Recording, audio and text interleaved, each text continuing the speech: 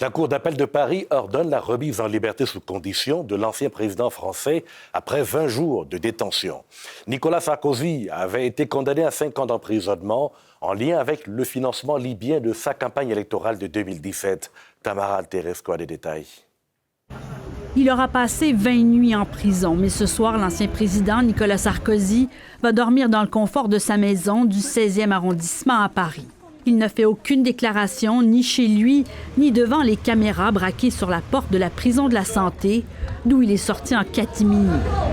C'est ici qu'il était incarcéré en isolement depuis le 21 octobre. Une expérience qu'il a décrite comme éreintante ce matin lors de son intervention à huis clos pour demander la libération. Je veux rendre hommage aux personnels pénitentiaires qui ont fait preuve d'une humanité exceptionnelle et qui ont rendu ce cauchemar supportable. L'ancien président et ses avocats persistent et signent pour dire qu'il est 100% innocent. C'est une étape.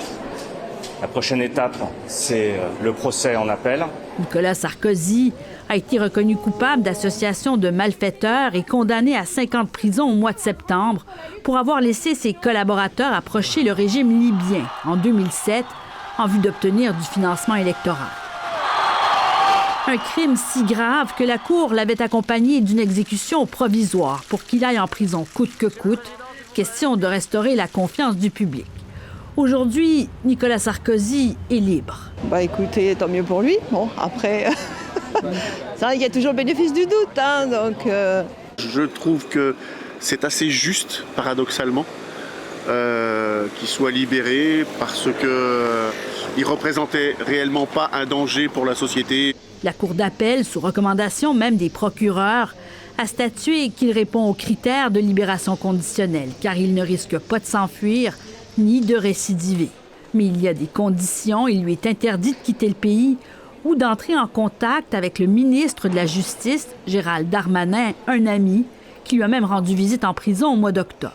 Il reste que son incarcération, aussi brève fût-elle, demeure inédite pour un président de la République. Je trouve ça un peu choquant. Je crois pas que ça soit fait dans d'autres pays qu'ici, quoi.